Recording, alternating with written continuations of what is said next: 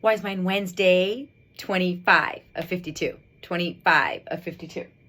So today we create the same football field. We're going to talk about gammas and omegas, okay? So we're going to start with the same process as we usually do. We're going to try to set this football field so each yard line is potentially a step to meeting in the middle, And as we mentioned before, it would be an amazing roadmap if, the omega, which is on this side, and I'll teach you, I'll post this too, to help fill out all of your charts with your person today or every Wednesday, and the gamma, which is on this side, to help fill out your chart. And I'm going to do my best to help you guys as well, okay? So again, this whole process is to help understand each other a little bit better, and I feel that when it comes to football, it's a great analogy for dialectical behavior therapy. So we're going to start right now with the non-negotiable need of a gamma. Gammas speak through things through experience, right? So they are usually a little older, or if not older, they're wiser. They tend to see certain trends before others see them. They have an eye for it. They actually like being ahead of the curve. They love it.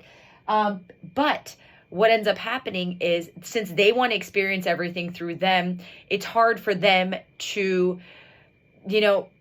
get along with the next generation. They feel like they don't work hard enough or whatever it is, or they need to try, but the truth is they have something to offer as well. The young ones have something to offer as well. They tend to be more futuristic. They are the next they're the next trend of our generation.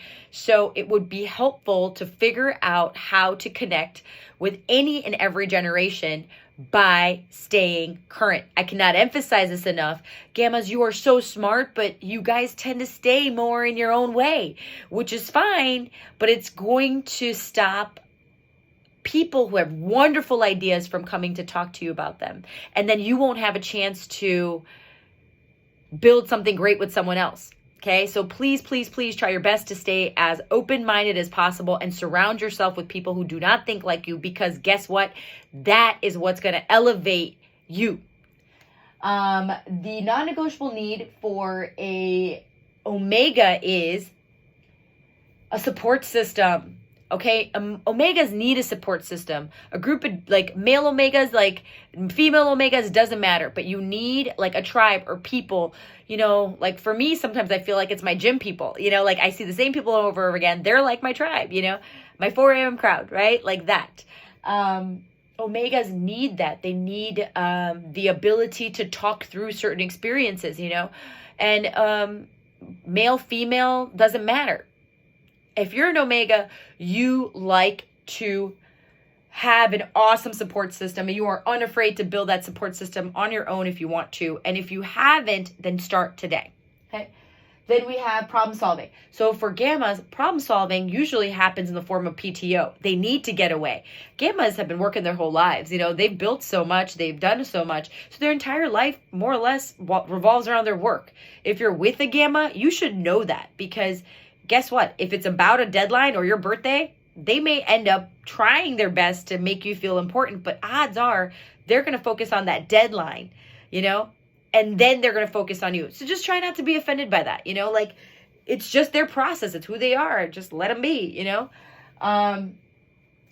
The problem-solving process for an omega is charts, Post-its, calendars, organization, different colored highlighters, omegas are great multitaskers, so their greatest fear is not being organized. But if, they feel overwhelmed when they're not organized. So it's not only their coolest attribute, but it is also their greatest Achilles heel, because if they're not organized, they tend not to make great decisions. Okay.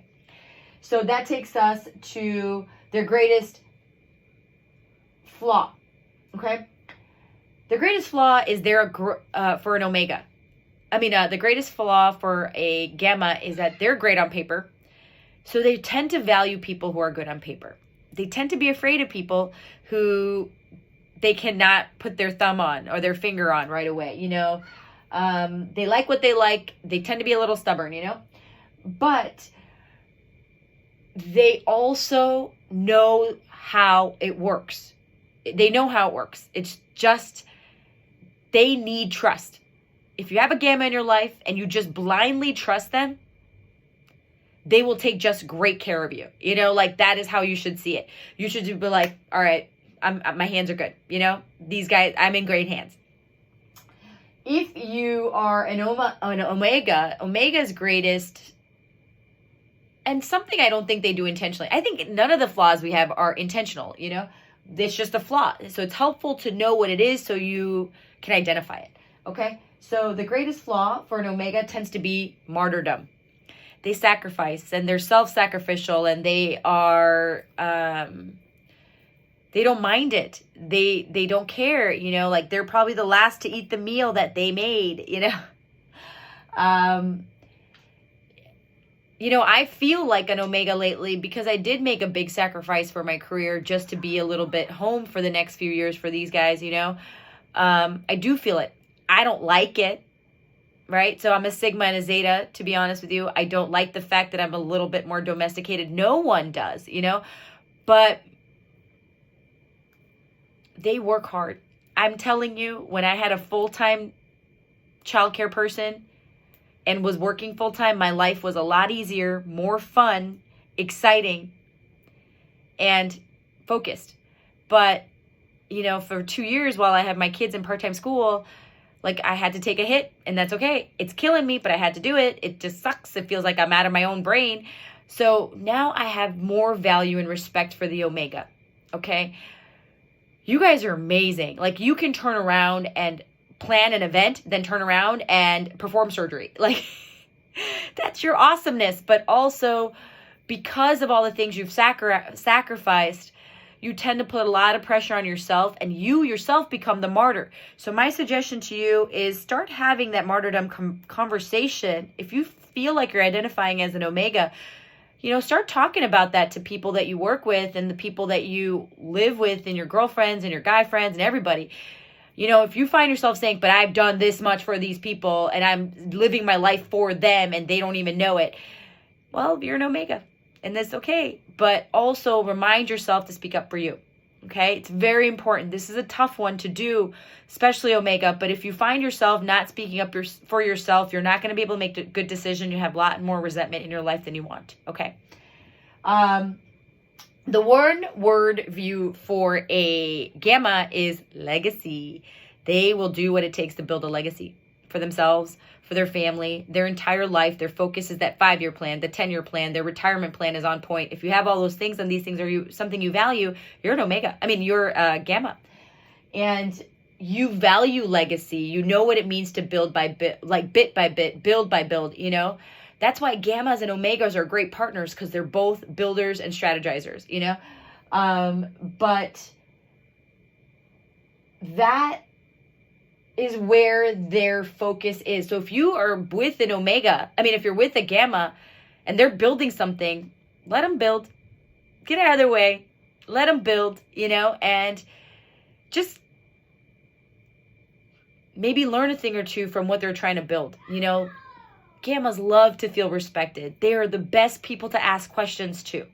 You know, so if you're not asking your Gamma enough questions, they're not going to feel like you respect them. So start doing that too.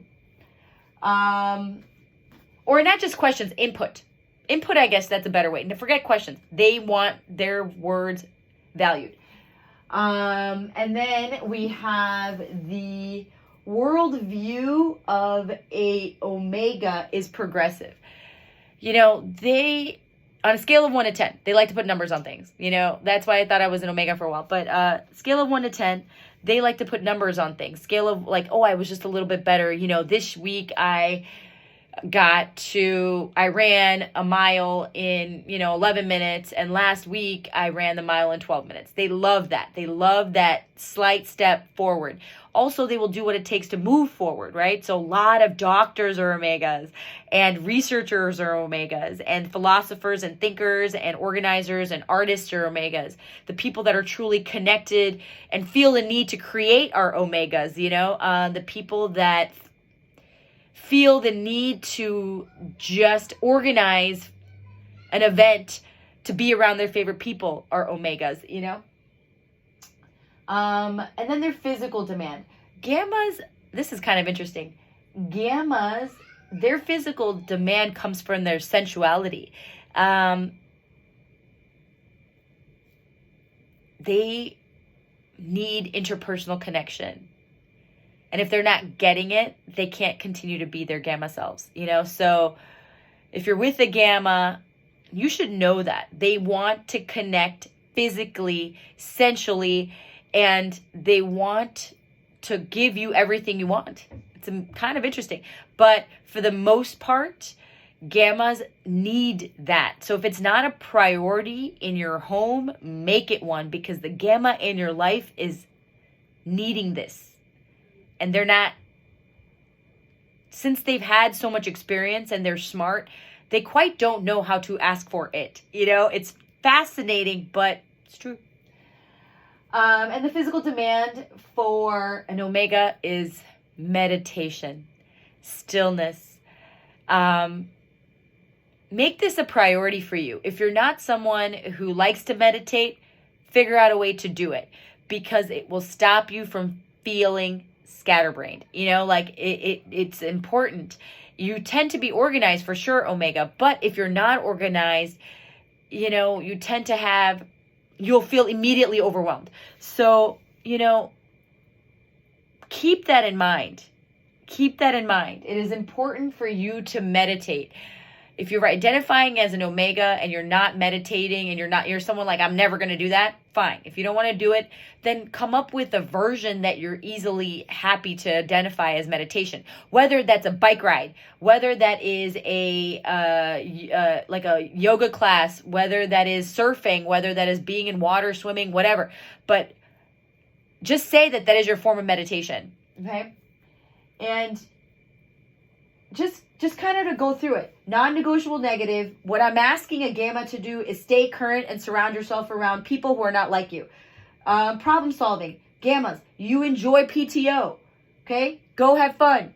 But it revolves around coming back with a fresh pair of eyes. Okay? Then your greatest flaw is that you only value the people on paper. You need to spend more time valuing people that are outside the box thinkers. And that will elevate you as well. Okay? Then your legacy. Okay, that is your one word focus. Strategize so you can leave a legacy. And your physical demands are sensual in nature. Okay, if you're an Omega, you need a support system, whether it's religious, whether it's a group of ladies, whether it's a group of card game people, whether it is a weekly poker game, whether it is a like a monthly, you know, trip to Swallow Cliff. Don't care. Your problem-solving processes lies within charts and Post-its. You tend to be, your greatest flaw is that you're a martyr, and then you get mad at people when they don't recognize your sacrifice. So, stop being a martyr.